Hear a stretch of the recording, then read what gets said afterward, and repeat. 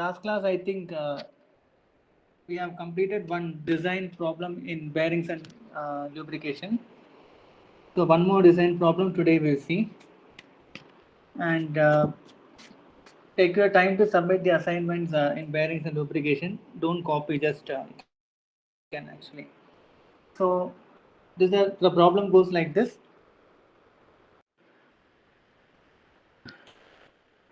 Design the main bearing of a steam turbine that runs at 1800 rpm. The load on the bearing is estimated to be 2500. That's all given in data. Right, so let us actually write the given data. So two datas are given. N is equal to 1800 rpm. Capital W is equal to 2500 Newton. So we proceed to step number 1. So step number 1 is select the recommended design value for the given type of bearing and machine or machinery from table 24.2. So this is a table 24.2 that in the question it is given steam turbine. So you can see the red line. So steam turbines main bearing. We will take out the data for maximum pressure, diameter clearance ratio, L by D ratio, viscosity, and bearing modulus. So these are the data which we can take from 24.2 table. So maximum pressure they have told it's like 0.69 to 1.87 megapascal, and diameter clearance is equal to 0.001. For this steam turbine, it is equal to 0.001. So earlier problems, if you see for some application, we got it as less than 0.001, right? So here there is no assumption. So you see directly it is given is equal to 0.001. L by D ratio we'll assume between 1 to 2. Absolute viscosity 2 millipascal second to 16 into 10 power minus 3 millipascal second, and bearing modulus SW is equal to 241.8 into 10 power minus 9. So these are the data which we can take from table 24.1. Now second step, we will go to design. So in design, we will design based upon the bearing pressure. So we will use to take allowable pressure to be 50 to 60 or 70% of maximum pressure. So I'm assuming allowable pressure as 1 into 10 power 6 Newton per meter square. So from we know that pressure is equal to load by projected area. So we'll assume L by D equal to 1.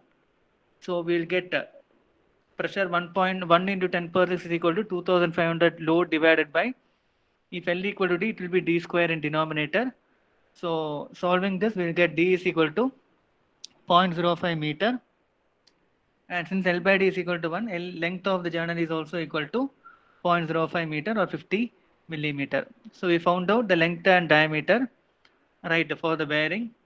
Now we have to check whether it is accepted. So we'll find out actual bearing pressure 2500 divided by L into D. So we are getting 1 into 10%, which is equal to allowable, didn't exceed the allowable pressure. So we whatever dimensions we found out is satisfied. Next step, selection of oil. So we have actually wrote the viscosity as 2 to 16 in 10 power minus 3 millipascal, 10 power minus 3 pascal second. So depending upon the absolute viscosity selected or assumed and the operating temperature assumed, we will actually find out which grade oil we can use this for. We can use for this type of bearing. So assume operating temperatures between 60 and 70. So I assume it as 65 degrees Celsius T naught, and eta I'll assume maximum, that is 16 into 10 power minus 3 pascal second. So go to this figure 24.2. From 65 degrees Celsius operating temperature and viscosity 16 and 10 power minus 3, we will get SAE 20 as the oil, recommended oil. So if you see the figure, the selected oil will be SAE 20 based on the operating temperature and absolute viscosity. So once we select the oil, we have to find out which grade it is, right? And we should find out whether it is acceptable. So next step is check for the oil. find out, recalculate the bearing modulus, be n dash eta into n dash divided b divided by pressure. So eta 16 into 10 power minus 3 and n dash is equal to 1800 divided by 16 and pressure is 1 into 10 power 6. On solving this we will get 480 into 10 power minus 9. So the bearing modulus which we calculated is actually greater than the recommended value. So thick film lubrication is possible. So selected oil is suitable. Any doubt till this? Fine. We'll pass on to next slide. After selecting the oil, we should find out what is the heat generated. So already we know the heat generated is given by the equation mu into PLD into velocity. And to find out the coefficient of friction, we need to go for Boyd curve, for which we need the Sommerfeld number. So again, equation 24.39 will give you the formula for calculating Sommerfeld number, eta n dash by p into 1 by psi square. And from table 24.2, we have actually assumed psi square, psi is equal to 0.001. Is equal to 0.001, right? So assume psi equal to, that ignore that 0.0009 because that is previous problem. So here it is equal to 0.0, so I have substituted as 0.0014 for psi value, and I got Sommerfeld number is equal to 0.48. And L by D ratio we know already it is 1. So based on Sommerfeld number 0.48 and L by D ratio is equal to 1, we can find out the coefficient of friction variable from this figure. You can see the red arrow. So based on L by D and Sommerfeld number, I got the coefficient of friction variable is equal to 10. Lambda mu is equal to 10. Now from this lambda mu, we can find out the value of mu. So mu is equal to 10 into psi. So mu is equal to 0.01. So once I get mu, we can calculate the heat generated. And velocity we already know, pi dn by 60. We know the diameter in this step, 0.05 meter. N is also given in question. So substituting the values, we got velocity is equal to 4.712 meter per second. So after calculating velocity, the heat generated is found out to be 117.81 watt. So this is the heat generated in the bearing. Now, after finding the heat generated in the bearing, we need to find out how much is the amount of heat dissipated. So it is given by the equation 24.77. Heat dissipated is equal to Ca into Tb minus Ta watt. All those value constants are as follows, right? Area is 25 into dl. C value it is given as 11.36 into 11.36 watt per meter square Kelvin. And we need to find out what is Tb minus Ta. So Tb minus Ta is equal to T naught minus Ta divided by 2. So I got it around 20 degrees Celsius, Tb minus Ta. Substituting all these values, I got the heat dissipated is equal to 14.2 watts. So which is way less than the heat generated. So artificial cooling is required. So how much heat is to be removed? Given by the difference value, Hg minus Hd. So 117.81 minus 14.2. So I got 103.61 watt. That is the amount of heat which you have to remove from the bearing. So from this we can conclude artificial cooling is required. So this will be always the conclusion for a heat dissipated step to find out whether we require artificial cooling or not.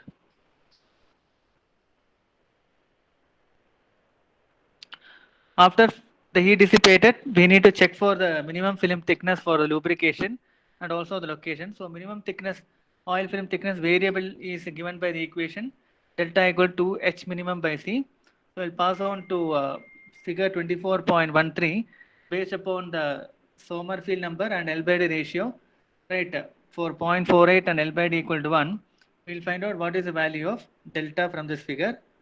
So if you see that follow that arrow mark, so we corresponding to S equal to 0.48 and L by D is equal to 1, we got the minimum oil film thickness variable delta as 0.7, I think, yeah, 0.74. It is greater than 0.7. 0.7, 0.72, 0.74. So we got delta is equal to 0.74. Now from this delta value, we can find out what is the value of H minimum. So H minimum is equal to delta into C by 2. Right, we know C value is equal to psi into D. So psi is already assumed as 0.001. D is equal to 0.05. So we got C is equal to 0.5 into 10 power minus 4 meter. So substituting the values, we got minimum oil film thickness is equal to 1.85 into 10 power minus 5 meter.